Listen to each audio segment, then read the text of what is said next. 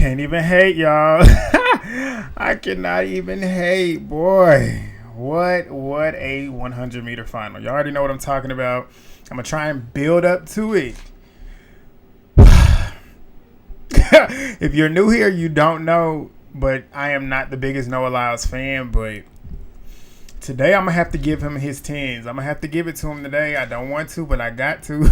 But we're going to get into it, the semifinals for them, the 100 final, and then we're going to talk about the 400 heats earlier. But, yeah, let's go ahead and do that. If you are new here, please subscribe. Hit that subscribe button. I'm going to be here for the rest of the Olympics. I'm going to be here for the rest of the track season.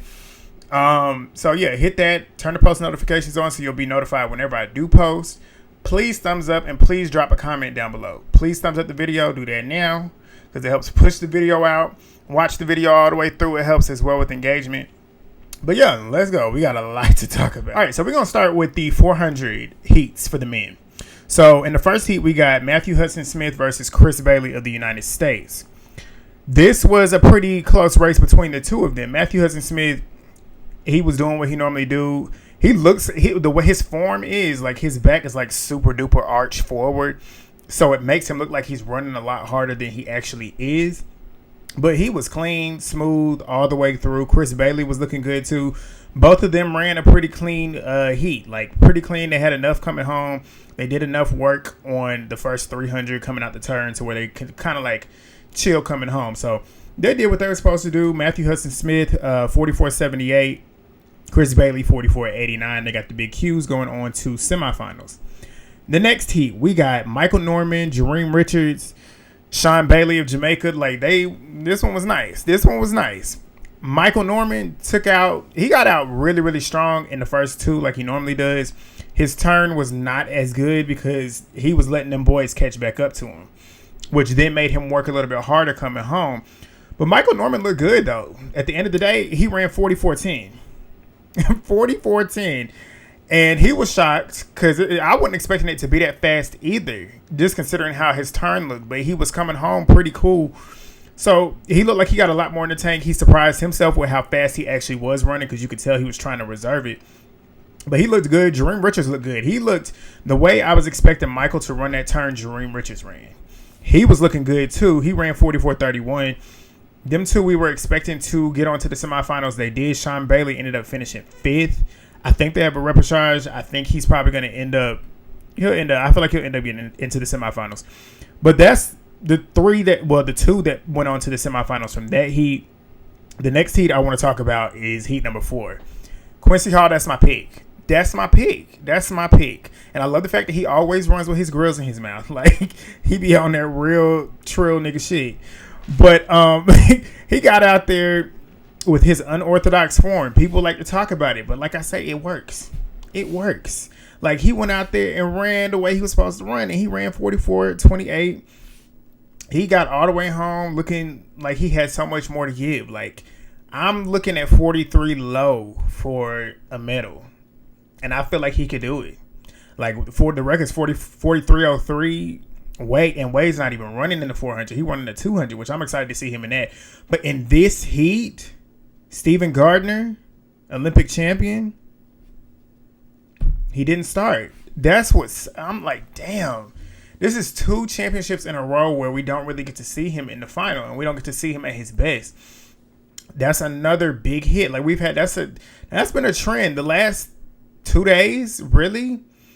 We've had people that we've been really excited to see pull out. Like, Shelly pulled out yesterday. Sharika pulled out this morning. Stephen Gardner pulled out here. Talu pulled out this morning, too. It's just like, damn. But we got drama every day on the track. It's been drama all day today, too. Because it was drama this morning. It's drama now. We got drama with the 100 final. We're going to get to it. But Quincy Hall did his business, 44.28. He's on to the semifinals. Pretty clean. The next heat, Karani James, Christopher Morales Williams. Karani looked good. Karani looked like he back in real good form. He looks slimmer. He looks like he's more cut. He looked like he's in great fitness and great shape. Like, he ran that super smooth 44.78. CMW, Christopher Morales Williams. he always looks like he has to work, and he looks like he's working super hard, and he was working super hard to get that second place spot, which it's like I'm skeptical about it because he's run a whole collegiate season, indoor and outdoor season, and now he got all them 400s in his legs, all of them. So I'm nervous to see how he's going to do, especially considering how hard he had to fight for this one.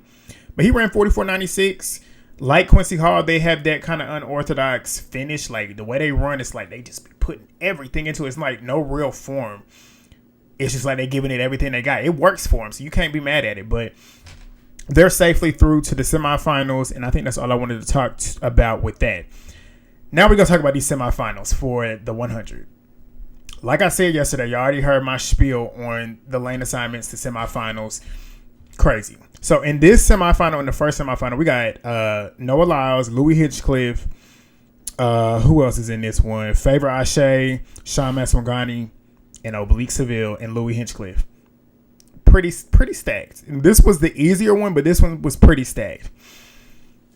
And like I said yesterday, I was like, Louis and Oblique Seville have beaten Noah Lyles.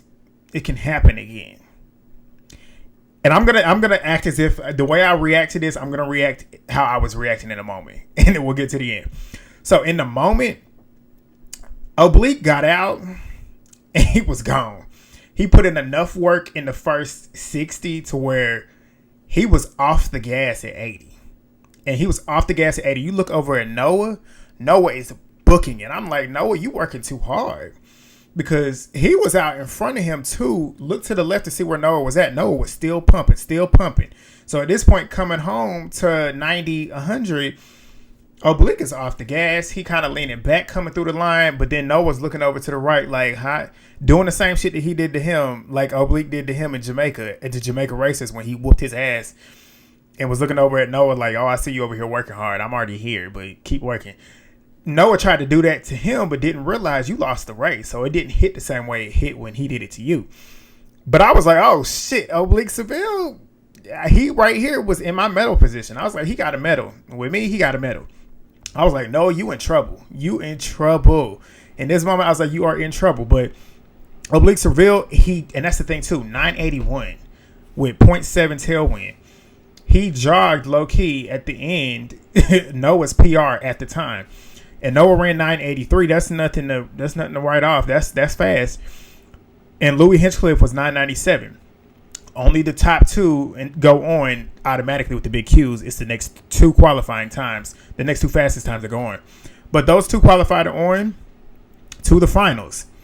And the next heat, this is another pretty stacked heat. Like the finals, the men's finals, they lived up to the hype. Like they've been talking, everybody been talking online. We about to do this. We like, cause you know how the season started. Nobody was really running super fast. A lot of the fans on Twitter was like, "What the fuck is going on? Like, why y'all running so slow?" They like, "Shut up! Like we training, we building up for this moment. Like, shut up!" They kept telling us, "Shut up!" And I wasn't, cause I knew what the training plan was. But a lot of people was like, "Nah, y'all not trying to do this." But they delivered. So the next heat, we got semifinal number 2.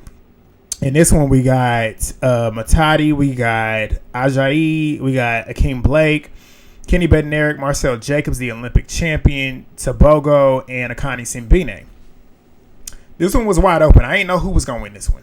I had my money because the way Simbine was running in the heats, he was fast enough. We know he's fast enough to actually win. But I was like, considering his track history, like it never really works in the final. So I'm like, did he use all of his energy? Because the way he was running in the heats, he had to use so much energy to catch up. I think he was in the heat with. Who was he in the heat with? I think he was in the heat. I forget who he was in the heat with. But regardless, he had to catch up to win. But he looked good in this. He won that heat 987, no win at all. Tabogo was with him. Like probably to like 90, and then he kind of like, I swear he looked like he just has so much more to give, but never really puts it all the way through. Because Tabogo always runs super chill, and I'm like, if he really gives it his all completely, which I don't know, I'm saying it looks like that he's not giving his all. He could be, but I feel like if he really pushed it a little bit more, he would really go. Because he runs like Usain Bolt, if you ask me. But he got second for a big Q of 991. Marcel Jacobs turned it on, 992. I was like, oh, shit.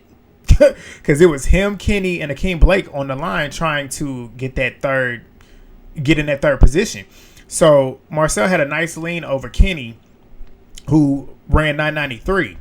So fast times, there's 4 sub 10s in this particular semifinal. So we was waiting. So I was like, who's gonna at this time I was literally thinking, because the third heat was a semifinal of death. When I get to it, I'm gonna tell you who all's in there. That's why I say it's a semifinal of death. I was like, that heat is gonna be the fastest heat, and that heat is gonna have the two next qualifiers on for time.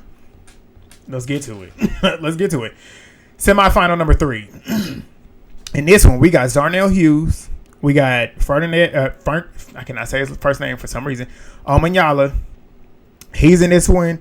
Andre DeGrasse, who has never missed an Olympic final, 100 or 200, and has never walked out of the Olympics without a medal in whatever event he was in. Keep that in mind. And he's been in, this is his third one now. He's been in 2 before. And he's ran against Usain Bolt in one of them and got medals in both events that he was in. You catch what I'm saying. Hakeem Sonny Brown doesn't really miss a final. Benjamin Richardson, been running hella good this season. Then you got Kashane Thompson, the world's fastest man at the time. And Fred Curley, my dog, previous world champion. Somebody that you can never sleep on, because he got that dog in him. And when you got that dog in you, you can't ever sleep on somebody like that. And he's gotten a medal, silver medal at the Olympics the last time. So all them names I just said, you see what I'm saying? That's literally, there's 9 people, and I think I said maybe 7 of the 9. I was like, this is where the fastest time is going to come from. Keshane Thompson got out. Fred's start, he worked on that start. I was like, because the start looked good in the first round. In this one, he got out, and he was pretty much smooth the whole way through. I was like, okay, Fred got something in the tank. Fred is going to be challenging for that gold medal for real, for real. Keshane Thompson, I was like, this nigga right here got it. Like, the way he got out, so smooth. Again, this is his first championship, his first major championship. Nothing like global. This is his first global championship. No world championships, no Olympics besides this one, because he's been injury prone too. But he's in top form, top shape. The two of them, top 2. Keshane, 980, 0.5 tail win. Fred Curley, 984. Benjamin Richardson for third, 995. Hakeem Sonny Brown, 996. And Andre DeGrasse was out there. He was working, boy. I was like, Andre might get it, because it was close between the last 3, third through 5th on the line. And I was hoping Andre got on, and I was hoping that time was going to hold up, but it didn't. But Andre fought, so I'm pretty sure he's proud of that, even though he didn't get to the finals. But I'm pretty sure he's proud of that. But my boys, Fred and Keshane, they was dapping each other up. You can tell they got a lot of mutual respect for each other. They was doing what they needed to do, and they're going on to the final. So at this point, I was like, Noah, you got some trouble. You in trouble. I said, because the way Keshane was looking, the way Fred was looking, the way Simbine and Seville was looking, I said, it's between them 4 for the medals. I had Noah off the podium. I said, there's no way. Then the lane assignments came out. You got Kenny in lane 2, because Kenny and Marcel qualified on to the finals. They were the two next fastest times outside of the big Qs. So Kenny was in lane 2. Fred was in lane 3. Keshane was in lane 4. Simbine in 5. Oblique Seville in 6. Keep that in mind, what I just said. This was before I got the lane assignments. My top 4 was those from 3 to 6. Noah was in 7. Tobogo was in 8. Marcel was in 9. I was like, Noah really in trouble, because he's next to 2 starters. Seville and Tobogo get out. So I'm like, is that gonna do something to him? Because we know he don't normally get a good start. Like, he's very much like Sha'Carri. Like, the way they run is very similar. They always have a piss poor start, but their top end speed carries them to the end. And I'm like, the way these boys looking, that might not be enough to get you there. But then I love the way they did the intros. Like, the whole, when they turned the lights off, apparently all of the NBA, the USA men's team was there. We already know the controversy that happened last year with Noah saying, like, they're not world champions, which I don't like Noah Lyles, but I agreed with that. I was like, world champion in terms of, like, you trying to say, like, y'all world champions. But then again, I see where they was coming from, too, because they got the best of the best in the world. It's not just a bunch of Americans playing in the NBA. It's literally all different of the best from different countries. But I understand where Noah was coming from, because it's not like every season in the NBA is a domestic league. You're playing in the United States. You're not playing against the world. So I see where he was coming from there. But you already know where NBA Twitter, they was on his head. So, and then even the NBA players is on his head. Like, a lot of them was like, what the fuck is he talking about? So they was there. So I'm like, this is going to be interesting. But like I said, I love the way they did the intros. They did kind of the same intros that they did for the women last night. Maybe we didn't get to see like the whole setup of the stadium, because they had like a nice shot where we could see everything that was going on. They had the lights off. They had stuff starting to flicker off and everything. And then they did the intros and stuff. So everybody came out there looking good. Nobody was looking nervous to me. Everybody looked like they was ready. So I'm like, we about to have some sub 9.7s. We're going to have about 9.6 pop up in here. I'm trying to take a breather. And I'm watching the race back right now.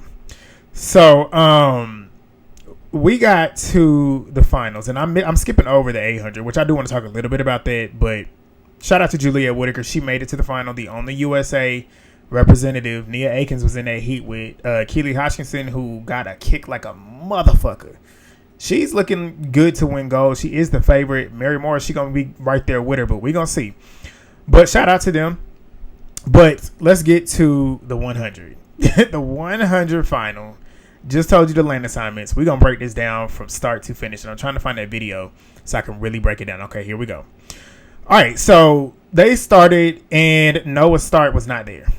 Immediately, I was like, oh, shit. But then again, I wasn't even really looking at him, because I was looking at the two that were the best coming out of the semifinals to me, even though I feel like Seville was the best too. But Fred and Kashane looked like they was just ready to literally run each other down on that line.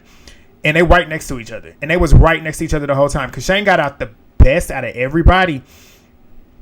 And Seville was right there with him too. But Fred was right there too. Like I told you, Fred got that start together.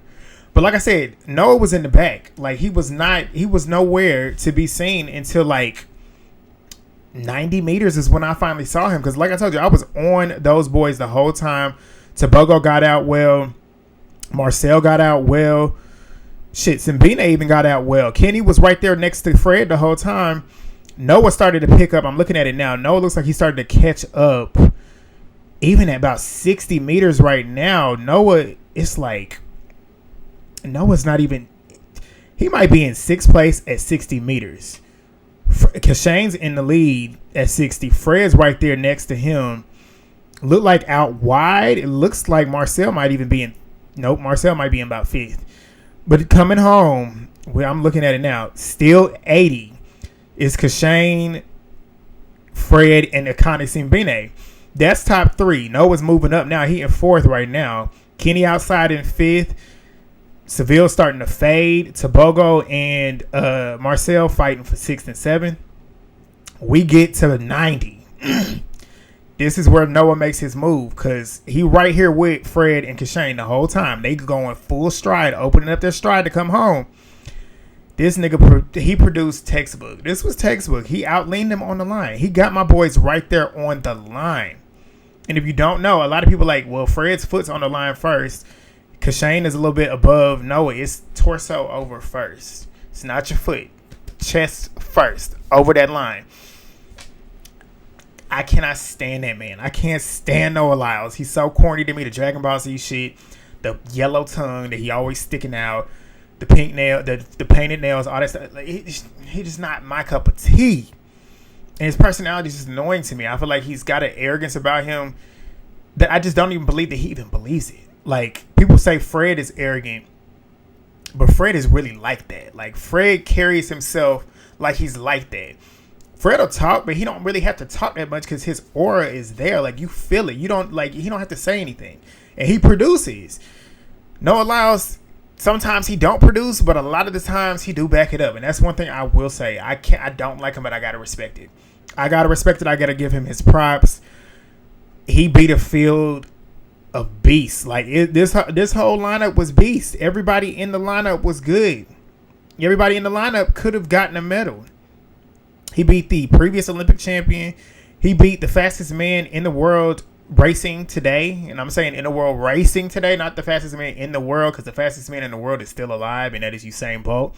But the fastest man racing professionally right now, he beats Kashane Thompson on the line, who has been looking like he got so much more. And then he beat Fred Curley, who in my opinion, coming into this, was still the best U.S. sprinter that we have. But Noah Lyles, I got to give him his props. I'm only going to give it to him today. But he did that shit. I got to give it to him. Noah Lyles finished first, 9:79. That's the thing. Him and Kashane, both, 9:79. It came down to 4 thousandths of a second. They got it 0.784 for Noah to win, 9:79. He ran a PB. Kashane Thompson, 9.79 for silver, and Fred, 9.81 for bronze. This photo finish is crazy. You look at it online, Akani Simbine was right there too. The final did not disappoint. It did not. It was great. Like the anticipation after the semifinals, we're watching it, we was like, what the fuck is about to go down? Like, it's literally about to go down. And it did. It did. There was no, and I'm about to tell you the rest of the final. Everybody was sub 10. There was no 10s. We got, we'll go from 10th to 1st. Oblique Seville, 991, and he was pulling up coming through the line, so he was still running fast. 988, Kenny Bednarik. 986, Tobogo. That's a national record for Botswana. Tobogo. 985, Marcel Jacobs. That's the season's best for him. He ran his best. He turned it on. I was like, what if Marcel come out here and do what he did at the last Olympics? Because we did not see him coming in, and he just scraped on through to the final. And it's like, did we see him coming? Because we really didn't see him coming, because he has not really been running like that since he won, which was 3 years ago. Akani Simbine, national record, 982. And then we got Fred, bronze, 981. Kashane Thompson, 979. Silver, 979. Noah Lyles to win gold. All I'm going to say is Grand Slam track. I'm going to be at one of them meets if they on the East Coast, which I think Michael Johnson said they're going to be doing like a lot stateside, but we'll see. I know they have 4 big meets. I'm going to try and get to one of them, because I got to see, because it's the best of the best. And I'm pretty sure everybody that made this final will be lining up. Like, they will be lining up. It's going to be good, man. That's going to be good. The rest of the season's going to be good, because we still got Diamond Leagues. We got Diamond League Final.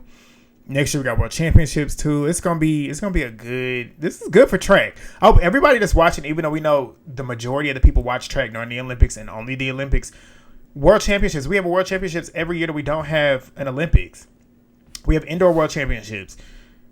Stay tuned to the track, because you see this type of shit all the time. Like, you see this all the time. In the 100 to 100 to 100 hurdles, which I can't wait to see. Lele, we all team Lele out here. The 110 hurdles, the 200s, we got, and that's the thing. A lot of these boys is gonna be in the 200 tomorrow. They start their heats tomorrow, so we get to see them tomorrow. We got the 200 for the women.